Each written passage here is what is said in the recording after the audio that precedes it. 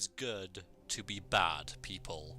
Hello, I am Variax. Welcome to my Let's Play of Dungeon Keeper 2. This game was released in 1999 by the sadly defunct Bullfrog, who also made games like Theme Hospital, Theme Park, and, strangely enough, Dungeon Keeper. Honestly, I didn't really care for Dungeon Keeper that much. I will not be Let's Playing it before you ask. That's why I've skipped on straight onto Dungeon Keeper 2. I know a lot of people will go, blasphemy, when I say that, but Dungeon Keeper was a bit too chaotic, a bit too quick for me. Dungeon Keeper 2's more slow, methodical. It's if you don't know, this is a real-time strategy game, in essence, in which you are an evil overlord who is in charge of a dungeon, and you build rooms within this dungeon to attract monsters, and with these monsters you go and fight the heroes to get the portal gems, which you need to escape the underworld and wreak havoc above ground, which was going to be the setup for Dungeon Keeper 3, but sadly that never saw the light of day. I bought this game on GOG.com, goodoldgames.com, for a very reasonable price. It works fine on Windows 7, apart from that it crashes occasionally, so I guess it doesn't work fine. But it works better than I could ever get it working. So I will be saving quite often, and if it does crash and suddenly cuts off the recording, then what I will do is I will reload the last save game and play until a reasonable sort of time where I was before, then start recording again. So you'll get little skips in the recording probably, and I'll just tell you it crashed but we're here again type thing. We're going to play a single player new campaign. This is the world that we must defeat, divided into little sort of segments, little lands that we have to kill. You can also find secrets in the game which fill out this, and they're just like hidden levels. They're sort of oh, what's the word? Gimmicky. There's like a bowling alley one and a first-person shootery one, even though this is a tactical game, quite an easy tactical game at that. And this is the first level that we're going to do now. More of a tutorial level, indeed the first couple of lands are pretty much tutorial. I'm going to hand you over to my co-commentator now, the Mentor. He is an audio dude who tells you stuff that's happening in your dungeon. I'm not going to turn him off because he's awesome, and the game is actually quite funny. As you might have guessed by the intro, it's sort of a half scary, half funny film, sort of on the same sort of lines as Gremlins, I suppose. And it has a good sense of humour about it, and it is a good deal of fun to play and hopefully watch as well. So I'll stop babbling and Mentor, take it away. Smilesville. Welcome, Keeper. Before you lies a happy and carefree realm. The local champion, Lord Antonius, holds the first portal gem you require. Learn how to construct a dungeon, and build up your forces so that you can crush Lord Antonius and wipe the smile from his face. Let's do it! Behold, your dungeon heart. Protect it well, for if it is destroyed, you will be banished forever from this land.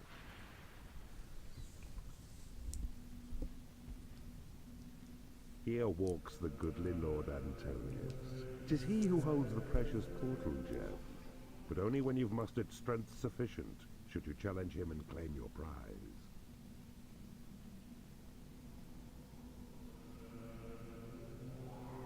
Lair. Hatchery. Just going to pause it now and save the game. Save it as 1. These are test recordings. Clearly that I wasn't too happy with the way things were going with that one. But, Game saved. okay, we'll save that. Now, in this level, the Mentor will be talking a lot, and I will be talking not much at all, which I'm sure will be a relief for many of you. Because this is, he's got a lot to say. So we can learn how to play the game together.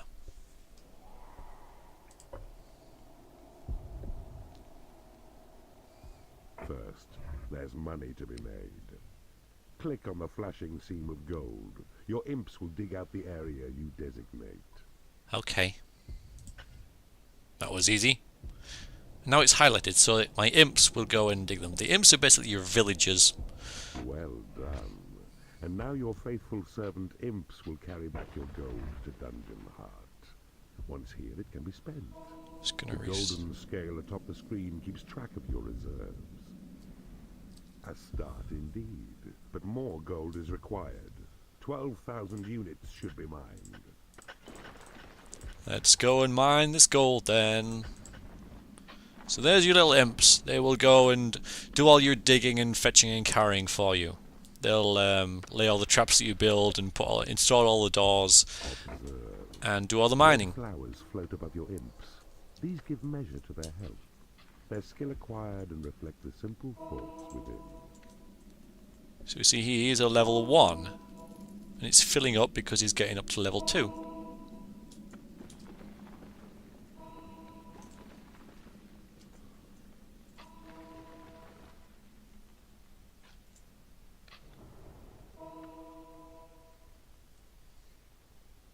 And this is my land he's claiming here. Excellent. All these tiles belong to me now.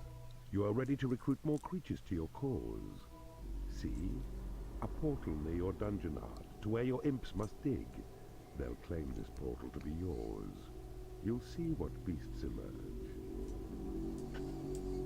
All this stuff that he's saying is appearing here. But we don't need to read these because he's saying Your them. dungeon heart is full of gold. No more than 16,000 is carried home. There's all the piles of gold. I can pick these up. So there's 1,000 gold. Drop them again. See your altars up there. This is your mana as well, but this is used for spells and traps later. He's going to claim that for me. It'll take a bit longer. It's a bigger area for him to claim. Behold your portal, the gate through which new creatures enter your domain, drawn forth to use the runes which you provide. He's strengthening the wall there, so it'll turn it like that, and it just makes it stronger. Look well, a goblin has entered your domain. On his own he is a cowardly beast, but in a horde becomes a useful fighting force. All the creatures have names. If we select him, his name is Mulch. Your goblins need a lair where they shall sleep. Tag the flashing area to guide your imps to dig sufficient space. Just click and drag. There we go. Now my imps are going to build out a room. Your imps have different priorities, like when they have nothing to do they'll try and reinforce the walls. If I give them a task like this, then they'll go and do that. They'll stop reinforcing the walls and go and do that. They're quite smart. But yeah, so we have Mulk, see up there? Mulk the goblin, he's idle and doing nothing right now. But he's happy, so that's good.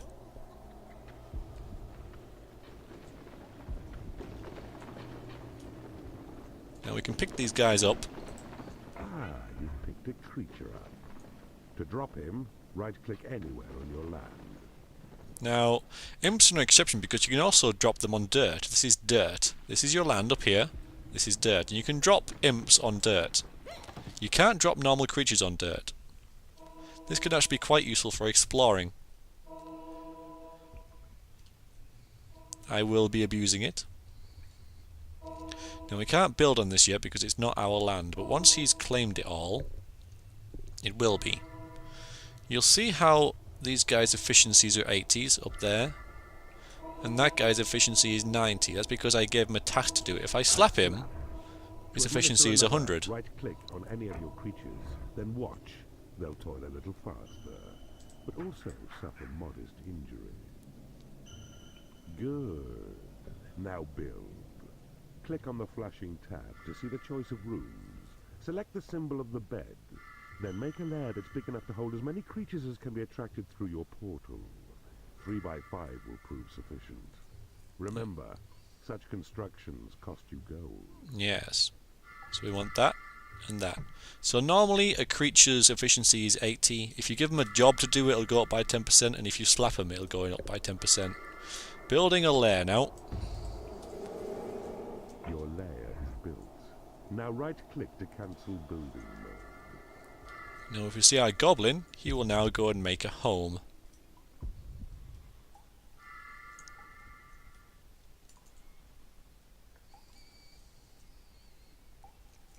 Going in the corner there. There we go. Your goblins are rested, Oops. but hungry. Dig out the flashing area and build a hatchery for food. Just as you built a lair for sleep.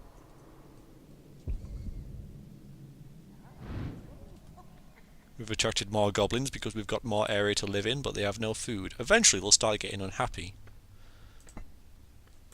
This is our creature tab, and there's our room tab. We'll have 2 more coming up there eventually. And we have 3 goblins right now. I can ask what they're doing. 2 of them are doing nothing, and 1 is idling, so... yeah, they're all idling now. Don't know what they're doing nothing. This is combat, and that's happiness, which I'll have it on all the time. So they're all happy. Happy, unhappy, and angry. Angry creatures will leave. Keep your creatures happy. Build a hatchery. Click here. Select the symbol of the chick. Then click over empty tiles of land you've claimed to build the hatchery. Good progress, Keeper. See? Your goblins are well rested in their lair, and their bellies full with juicy chicken flesh. Yeah, the hatchery is actually a hatchery. For very soon, more goblins will arrive, and then your numbers will be strong enough to challenge Lord Antonius.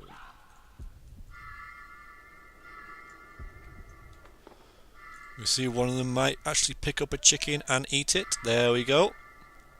Nom nom nom nom nom. Whole. You can also slap chickens and kill them. See, the game has a sense of humour. Morbid, yes, but a sense of humour nonetheless. Now it's going to wait until we have a certain number of goblins. I believe 6. I sense a breach. The servants of Antonius have broken through your walls, and you can move your gaze to see them now by right-clicking on the flashing blade. There. This time, for it is only dwarfs, who, feeble as they are, pose little threat against your goblins. Yeah, in this game, dwarves are even weaker than goblins. Their health, if you haven't guessed, is these petals around their flower. And that one's almost dead. There he is. Hapless enemy dwarfs are being crushed. Observe the white health flowers which appear above them. When they're near to death, you'll see that only one last petal shows. Would I have different rooms? I could drag these into a prison now, where I can either convert them or raise them as skeletons. Or I could wait for them to die, because they're kind of knocked out now, and drag them into a graveyard to make vampires. But that's much later in the game. There's a secret round here. There it is. Just there.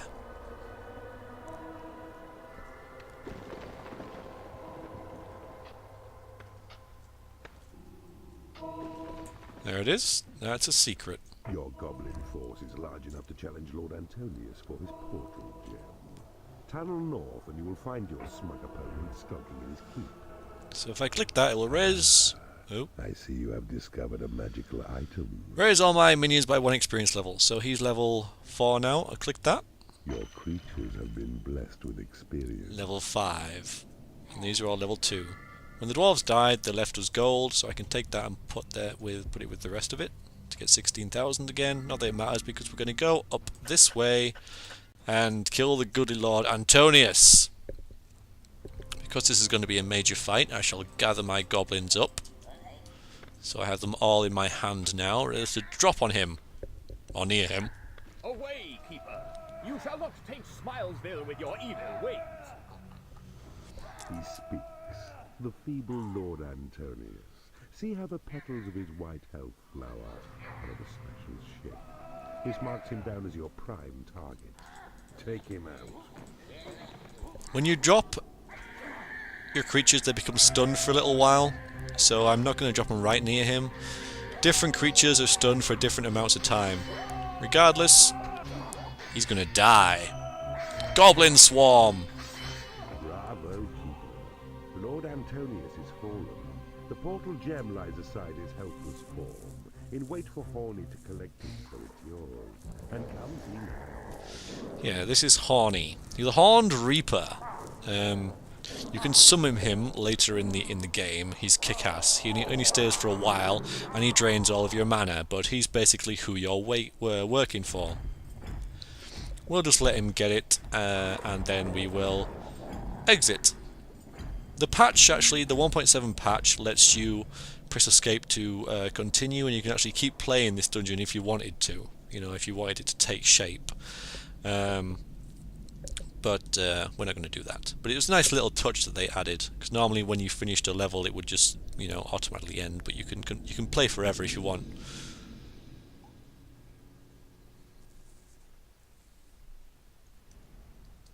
Devise new spells in the library.